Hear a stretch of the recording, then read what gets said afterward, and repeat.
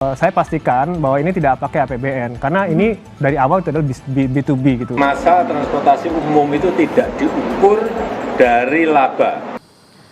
Hal ini disampaikan oleh anggota Komisi 6 DPR RI fraksi Golkar. Ia bilang tidak akan ada uang APBN yang dikeluarkan untuk pelunasan utang proyek kereta cepat Jakarta-Bandung. Hal itu ia ungkap lantaran kerjasama proyek Indonesia-Tiongkok tersebut merupakan kerjasama B2B atau business to business. Kami di Komisi 6 itu sudah membicarakan ini dari awal tahun kemarin gitu. Kita udah tahu permasalahan ini karena ini kan udah berjalan 2 tahun gitu kan. Kan kita udah tahu permasalahan ini dan kita udah berdiskusi dengan Danantara dan KAI dan semua itu kita akan memberikan solusi pada kasus bus ini gitu. Jadi nggak usah khawatir. Jadi masyarakat nggak usah khawatir. Yang pertama saya pastikan bahwa ini tidak pakai APBN karena ini dari awal itu adalah B2B gitu. Oke. Sementara politisi PDI Perjuangan Ferdinand Hutahian menyebut meski skema kerjasama kereta cepat adalah B2B, utang proyek kereta cepat ini akan menjadi beban bagi pemerintahan Presiden Prabowo Subianto. Ferdinand bilang proyek kereta cepat merupakan kegagalan pemerintahan sebelumnya dalam menentukan skala prioritas pembangunan. Ini bisnis to bisnis, tidak ada masalah, tidak melibatkan APBN.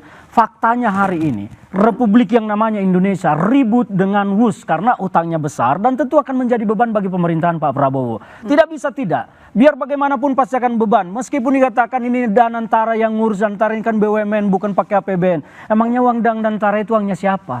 Kan itu juga uang negara, uang rakyat. Jadi harus diakui bahwa memang ini kan kegagalan seorang Jokowi untuk menetapkan skala prioritas pembangunan di negara kita. Proyek kereta cepat Jakarta-Bandung atau WUSH jadi sorotan lantaran utang yang membengkak.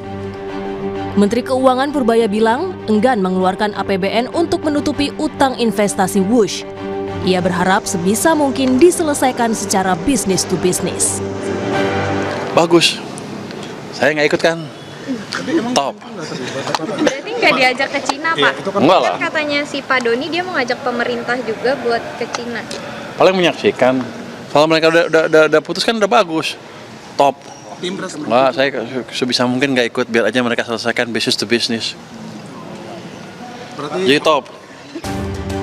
Presiden ke-7 RI, Joko Widodo menyatakan WUSH tidak ditujukan untuk bisnis atau mencari laba, melainkan investasi sosial jangka panjang. Prinsip dasar transportasi massal, transportasi umum itu adalah layanan publik. Ini kita juga harus ngerti, bukan mencari laba.